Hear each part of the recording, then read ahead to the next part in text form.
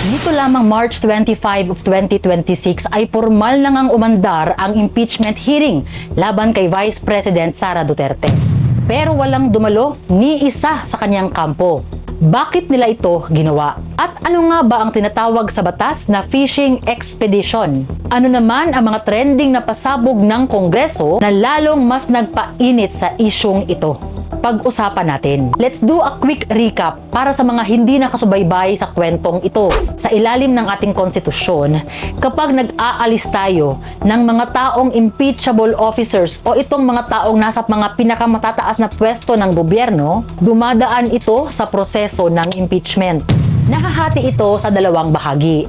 Ang House of Representatives ang nag-iimbestiga kung may probable cause ba o sapat na basehan para ituloy ang kaso. Kung meron, ipapasa nila ito sa Senado. Ang Senado naman ang magsisilbing impeachment court na magsasagawa ng trial para either ma-convict o ma-acquit ang akusado. If you're new to me, now let's talk about what happened on March 25 of 2026. Ang House Committee on Justice na pinamumunuan ni Representative Luistro ay nag-set ng hearing proper. Ito ang araw para himayin ang mga ebidensya at pakinggan ang mga testigo mula sa dalawang natitirang impeachment complaints laban sa Vice Presidente. The night before that highly anticipated hearing schedule, nagpadala ng sulat ang legal spokesperson ng Vice Presidente na si Attorney Michael Poa. Ang mensahe, hindi umano a-attend ang defense team. In other words, boycott. Bakit kaya nakapagdesisyon si VP Sara na deadmahin ang hearing? Ano ang mga depensa nila? Sa sulat at mga official statements sa kampo ni VP Sara, may dalawang malaking rason silang binanggit. Unang-una ay kinwestiyon nila ang mismong proseso ng Kamara. Specifically ang pagkakandak nito ng tinatawag nilang mini trial.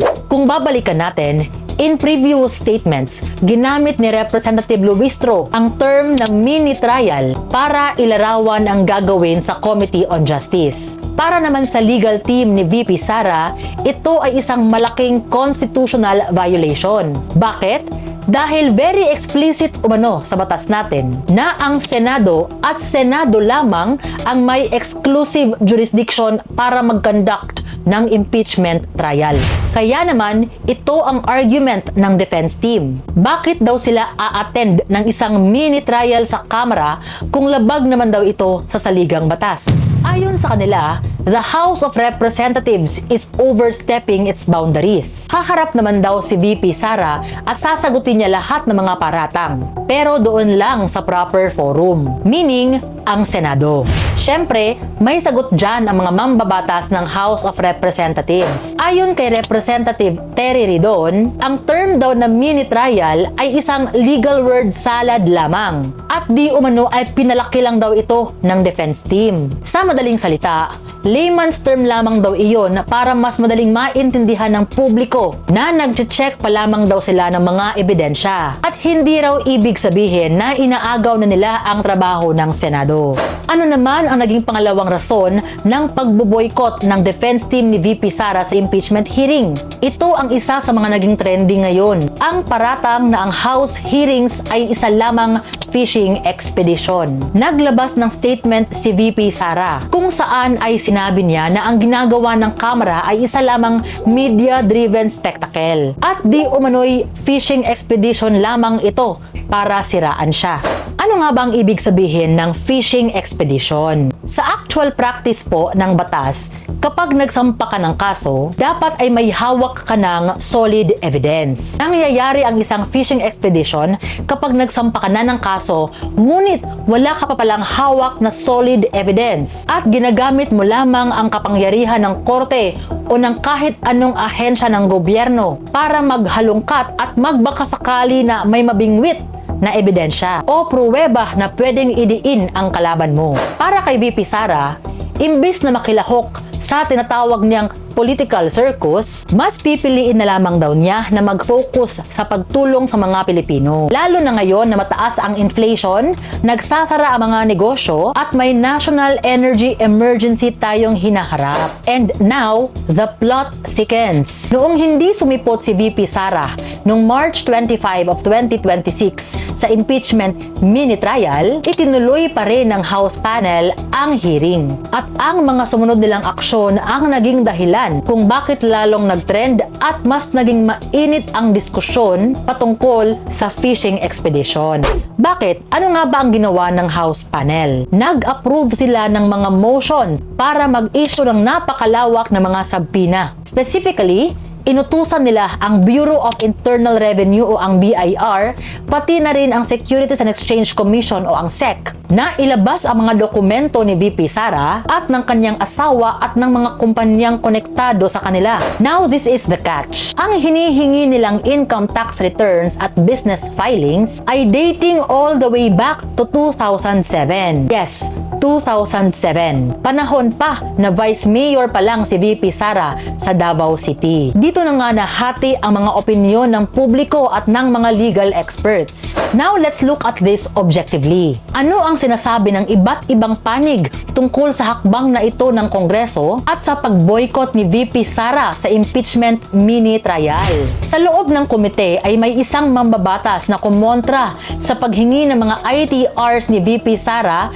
dating back to 2007. Si Representative Rufus Rodriguez ay nag-dissent. Ayon sa kanya, agree siya sa kampo ni VP Sara na ang paghalungkat ng mga dokumento mula pa 2007 ay literal na definition ng isang fishing expedition. Ayon sa kanya ay masyado na itong malayo sa kasalukuyang impeachment complaints at dapat ay mag-focus lamang sa mga actions ni VP Sara as Vice President at noong siya ay Secretary of Department of Education. Sa labas naman ng Kongreso ay iba't iba rin ang basa ng mga political and legal analysts. Ayon sa isang political analyst, may malaking contradiction daw o pagkakasalungat na ginagawa ngayon ang Kamara.